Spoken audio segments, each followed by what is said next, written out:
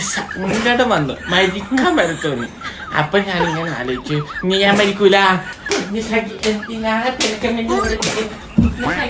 കൊണ്ടുവേദന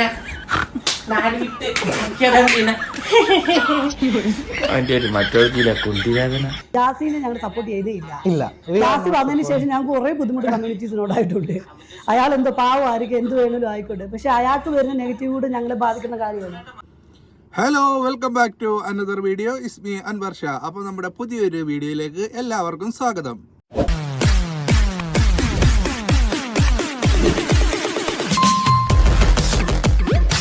അപ്പം പ്രിയമുള്ളവരെ, സോഷ്യൽ മീഡിയയിലെ കീരിയും പാമ്പുമായ ഫഹദും ജാസിയും തമ്മിലുള്ള ഒരു വീഡിയോ ആണ് ഞാൻ നിങ്ങളോട്ട് പങ്കുവെക്കാൻ പോകുന്നത്. നമ്മുടെ ഫഹദിനെ ഖത്തർ ജയിലിലാക്കിയെന്നും അവിടുന്ന് ഡീപ്പോർട്ട് ചെയ്ത് അയക്കാൻ പോകുകയാണ് എന്നും പറഞ്ഞുകൊണ്ട് ജാസി ഒരു വീഡിയോ ഇൻസ്റ്റാഗ്രാമിൽ പോസ്റ്റ് ചെയ്തപ്പോൾ ഉണ്ടായിരുന്നു. അത് ഞാൻ കാണാനിടയായി. അത് നിങ്ങളുമായിട്ടൊന്ന് പങ്കുവെക്കണമെന്ന് തോന്നി, അങ്ങനെ വന്നതാണ്. അപ്പോൾ ആരും സ്കിപ്പ് അടിക്കല്ലേ, മാക്സിമം ഫുള്ള് കാണുക വീഡിയോ, നമ്മളെ ഒന്ന് സപ്പോർട്ട് തരിക. അപ്പോൾ ഇതിനകത്ത് ഫഹദിൻ്റെ ഒരു റിയാക്ഷൻ വന്നപ്പോൾ ഉണ്ട്, അത് വേറൊരു വീഡിയോ ആയിട്ട് ഞാൻ ചെയ്യുന്നതായിരിക്കും. അപ്പോൾ ഇപ്പം നമുക്ക് ജാസി പറഞ്ഞ ആ വീഡിയോ ഒന്ന് കാണാം. ഹലോ, അസ്സാം വലൈക്കും. അപ്പോൾ ഒരുപാട് പേര് എനിക്ക് പേഴ്സണലി മെസ്സേജ് അയക്കുന്ന ഒരു കാര്യമാണ്, ഫഹദിൻ്റെ ഇഷ്യൂ ജാസി അറിഞ്ഞോ, എന്തുകൊണ്ട് പ്രതികരിക്കുന്നില്ല എന്നൊക്കെ. അപ്പോൾ എല്ലാവർക്കും ഓൾമോസ്റ്റ് എല്ലാവരും അറിഞ്ഞിട്ടുണ്ടാവും, ഫഹദ് ഖത്തർ ജയിലിലാണ്. ഇപ്പോൾ 3 ദിവസമായിട്ട് ഖത്തർ ജയിലിലായിരുന്നു. അവിടുന്ന് ഇപ്പോൾ അവനെ പുറത്തിറക്കിയിട്ടുണ്ട്. അവൻ്റെ ഫോണും കാര്യങ്ങളൊക്കെ ഖത്തർ CID വാങ്ങിച്ചു വെച്ചിട്ടുണ്ട്. തിങ്കളാഴ്ച അവൻ്റെ വിധിയാണ്. അതനുസരിച്ച് കേസ് കൊടുത്ത ആൾക്കാർ അത് പിൻവലിക്കുന്നില്ല എന്നുണ്ടെങ്കിൽ തീർച്ചയായിട്ടും എത്രയാണോ ശിക്ഷ ഉള്ള ആ ശിക്ഷ അനുഭവിച്ച് ഫഹദ് അവിടുന്ന് ഖത്തറിൽ നിന്ന് ഡീപ്പോർട്ട് ചെയ്തിട്ട് നാട്ടിലേക്ക് വരും എന്നുള്ള വാർത്ത ഒട്ടുമിക്ക എല്ലാവരും അറിഞ്ഞ കാര്യമാണ്. എനിക്ക് കുറേ പേഴ്സണൽ മെസ്സേജ് വരുന്നുണ്ട്. 2-3 വീഡിയോസ് ഞാൻ കണ്ടു. ഫഹദ് ട്രോളി പെൺകുട്ടികൾ ഫഹദിനെതിരെ ചെയ്ത വീഡിയോസൊക്കെ ഞാൻ കണ്ടു. അപ്പോൾ ഇതിനകത്ത് ജാസി താത്ത പറയുന്നത് ഫഹദിനെ ഡീപ്പോർട്ട് ചെയ്യാൻ പോവുകയാണ്, ഫോണും മറ്റു കാര്യങ്ങളെല്ലാം ഖത്തറിൽ പിടിച്ചു വെച്ചേക്കുകയാണ്. CID, വേറെ ആരുമില്ല, പോലീസൊന്നും അല്ല കേട്ടോ, CID പിടിച്ചു വെച്ചേക്കുന്നത് എന്നാണ് ജാസി താത്ത പറയുന്നത്. ഇതിനകത്ത് വേറൊരു കാര്യമുണ്ട്, ഈ ജാസി എന്ന് പറയുന്ന വ്യക്തിയെ ദുബായിൽ നിന്ന് സത്യത്തിൽ ഡീപ്പോർട്ട് ചെയ്ത് അയച്ചേക്കുകയാണ്. പെൺവേഷം കെട്ടിക്കൊണ്ട് അവിടെ നടക്കാനൊക്കത്തില്ല, അതുകൊണ്ട് അവിടുന്ന് ഇനി വന്നേക്കുകയാണ്. ഇനി പുതിയതായിട്ട് പെണ്ണായിട്ടുള്ള ഐഡിയൊക്കെ ഉണ്ടാക്കിക്കൊണ്ട് തിരിച്ചു പോകാൻ പറ്റത്തുള്ളൂ. അതുകൊണ്ടാണ് നാട്ടിൽ തന്നെ കിടന്ന് കറങ്ങുന്നത്.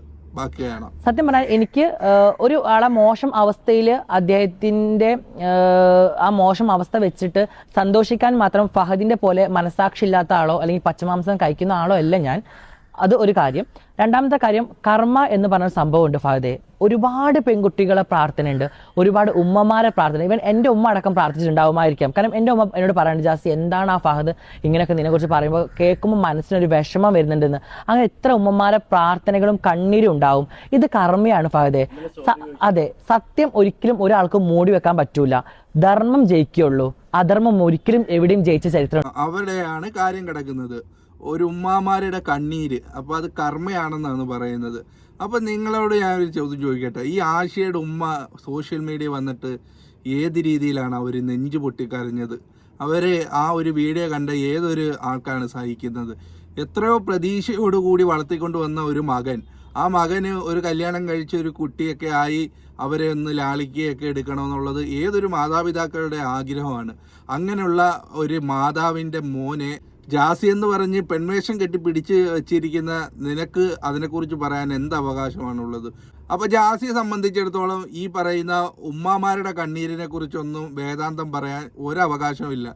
കാര്യം ആഷിയുടെ ഉമ്മയുടെ നെഞ്ചു പൊട്ടിയുള്ള വീഡിയോ നമ്മളെല്ലാവരും കണ്ടതാണ്. ആ ഉമ്മയുടെ വിഷമം നിനക്ക് മനസ്സിലാവുമെങ്കിൽ നീ അവനെ വിട്ടുകൊടുക്കണം, അതാണ് ചെയ്യേണ്ടത്. അല്ലാതെ പെൺവേഷം കെട്ടി അവൻ ഭർത്താവാണെന്ന് പറഞ്ഞ് കൂടെ കൊണ്ടു നടക്കലല്ല വേണ്ടത്. അപ്പം ബാക്കിയില്ല.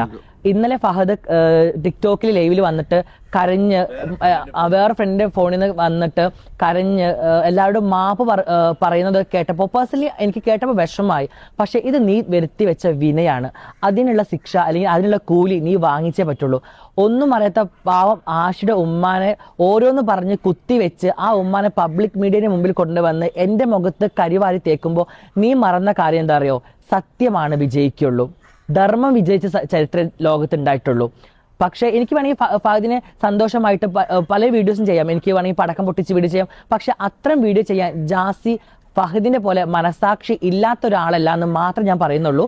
എന്തായാലും ഒരു തിന്മയ്ക്ക് ഒരു നന്മ ഉണ്ടെന്ന പോലെ ഇനിയും നിനക്ക് നന്നാവാനുള്ള അവസരം പടച്ചറബ് തരട്ടെ എന്ന് മാത്രം പറഞ്ഞുകൊണ്ട് നിർത്തുന്നു. അപ്പൊ ജാസി പറയുന്നത് ഞാൻ ആഘോഷിക്കുന്നില്ല, എനിക്ക് വേണമെങ്കിൽ പടക്കം പൊട്ടിച്ച് ആഘോഷിക്കാം, അല്ലെങ്കിൽ ഡാൻസ് കളിച്ച് ആഘോഷിക്കാം, ഏത് തരത്തിൽ വേണമെങ്കിലും ഫഹദ് ജയിലിലായത് ആഘോഷിക്കാം, പക്ഷെ അങ്ങനെ ചെയ്യുന്നില്ല എന്നതാണ്. അത് നല്ല കാര്യം. നിങ്ങൾക്ക് വേണമെങ്കിൽ താല്പര്യം ഉണ്ടെങ്കിൽ പടക്കം പൊട്ടിക്കുകയോ അല്ലെങ്കിൽ ഡാൻസ് കളിക്കുകയോ അല്ലെ ആൾക്കാരെ വിളിച്ചു കൂട്ടി ബിരിയാണി വെച്ച് കൊടുക്കുകയോ എന്ത് വേണേലും ചെയ്യുക, നിങ്ങൾക്ക് ആഘോഷിക്കാമല്ലോ. നിങ്ങളെ ആഘോഷിക്കുന്നതിന് നിന്ന് ഫഹദോ മറ്റാരെങ്കിലുമോ തടുക്കുന്നില്ലല്ലോ. അപ്പം ഈ ജാസിയെ സംബന്ധിച്ച് പറയുവാണെങ്കിൽ ജാസി ഈ അണിഞ്ഞേക്കുന്നത് ഒരു മൂടുപടം മാത്രമാണ്. കാര്യം ജാസിക്ക് ഫെയിം വേണമെങ്കിൽ ഇങ്ങനെ വേഷം കെട്ടി നടന്നാലേ ഫേമസ് ആയി അല്ലെങ്കിൽ സോഷ്യൽ മീഡിയയിൽ റീച്ചിൽ നിൽക്കാൻ പറ്റത്തുള്ളൂ. ആ ഒരൊറ്റ കാരണം കൊണ്ടാണ് ഈ പെൺവേഷം കെട്ടിക്കൊണ്ട് നടക്കുന്നത്.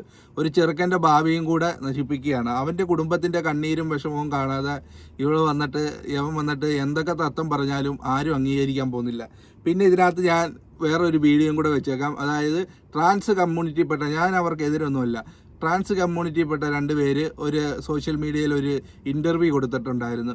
അപ്പോൾ അതിനകത്ത് അവർ പറയുന്നുണ്ട് ഈ ജാസി അവരെ കമ്മ്യൂണിറ്റി വന്നത് കാരണമായിട്ട് അവർക്ക് ഒരുപാട് പ്രശ്നങ്ങൾ ഉണ്ടായിട്ടുണ്ട് എന്നുള്ളത്. അപ്പം ആ ഒരു വീഡിയോ കൂടെ, ആ ഒരു പോർഷനും കൂടെ നമുക്കൊന്ന് കാണാം. ചെയ്തെന്ന് പറഞ്ഞാൽ, എത്ര സർജറി ചെയ്തെന്ന് പറഞ്ഞാൽ, എന്തൊക്കെ ട്രീറ്റ്മെന്റ് ചെയ്തെന്ന് പറഞ്ഞാലും നമ്മൾ വുമൺ അല്ല. അതുകൊണ്ടാണ് നമ്മൾ ഈ കാറ്റഗറി കിടക്കുന്നത്. ഫീമെയിൽ ആവുന്നില്ല, അത് വേറൊരു ജെൻഡറാണ്. നമുക്ക് അവരെ ഇഷ്ടമാണ്, നമ്മൾ അവരെ പോലെ ആകാൻ ആഗ്രഹിക്കുന്നത് കൊണ്ട് നമ്മൾ നമ്മളിൽ മാറ്റം വരുത്തുന്നു എന്നുള്ളതേ ഉള്ളൂ. അപ്പൊ ഊടുവർത്തം പറയുമ്പോഴത്തേക്ക് നമുക്കത് അവർ ഭയങ്കര ക്രൂക്കഡാണ്. അവർ കറക്റ്റ് പിടിക്കുന്ന ജാസീനെയാണ്. ജാസീനെ ഞങ്ങൾ സപ്പോർട്ട് ചെയ്തേ ഇല്ല. ജാസി വന്നതിന് ശേഷം ഞങ്ങൾക്ക് കുറെ ബുദ്ധിമുട്ട് കമ്മ്യൂണിറ്റീസിനോടായിട്ടുണ്ട്. അയാൾ എന്തോ പാവമായിരിക്കും, എന്ത് വേണമെങ്കിലും ആയിക്കോട്ടെ, പക്ഷെ അയാൾക്ക് വരുന്ന നെഗറ്റീവ് കൂടെ ഞങ്ങളെ ബാധിക്കുന്ന കാര്യമാണ്.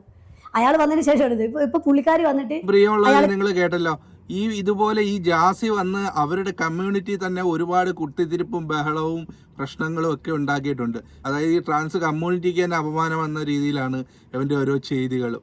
അപ്പം വരും ദിവസങ്ങളിൽ കൂടുതൽ വിശേഷങ്ങളും വാർത്തകളുമായിട്ട് നമുക്ക് വീണ്ടും കാണാം. അതുവരയ്ക്കും എല്ലാവർക്കും ബായ്. അപ്പം നമ്മളെ സപ്പോർട്ട് ചെയ്യുന്ന കാര്യം ഒന്ന് പരിഗണിക്കുക. താങ്ക്